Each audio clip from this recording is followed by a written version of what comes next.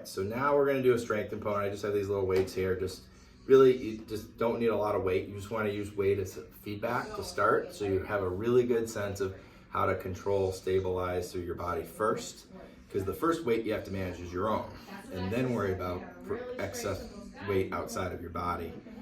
But you gotta keep your balance first, and you gotta manage your own weight. This weight, with leverage included especially, is gonna give me that sense, because again, I wanna be able to anchor myself first from my core, the tension in my core, anchor back through my taillights here, here, here, elbows if I'm doing like a row here, so I can really create that stability. And you can always use a wall, especially with free weights. You should be free enough to find yourself a spot on a wall and be able to really feel that.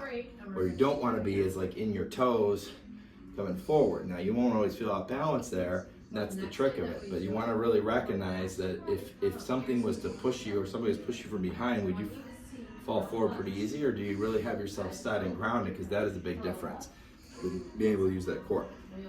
So I'm going to use the wall, anchor here, set here, and then again, like we talked about in other videos, I'm going to drive my chest up and forward with my fists, and I can stand up and I don't have to touch the wall. I can come off that wall, but I got to anchor and tension that wall.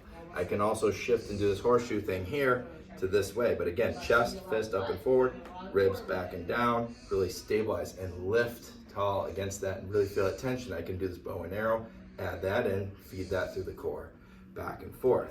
Really want to feel solid and in control here, because gravity's going to pull everything forward and down, and you want to think like a marionette doll. How would you straighten yourself out? It's up, but you got to anchor back and down too to really solidify that core and give yourself good balance.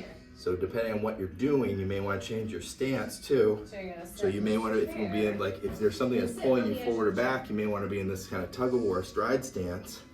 That's going to involve either, if your whole weight, if you're like a row or something, and again, it's kind of sit back and down, you don't have to actually sit. You want to tension and anchor yourself as if you are, and then drive up and forward, or allow your weight to move up and forward. That's the flow up and down that hill. But if there's rotation, you got to really be balanced over, you got to have a foot underneath you wherever your body weight is. So if I'm forward or back, I got to be balanced over one foot or the other to really have good control while I anchor through the other one, okay? Any kind of lift and curl.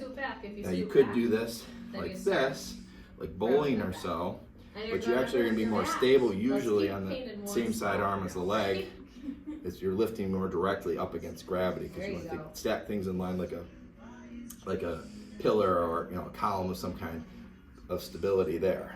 But twisting, you want to be able to do a lot of those things and be able to feel all that without losing the anchoring, especially from the mid body, the lower ribs, and really feeling solid here so you can control all those factors. Good.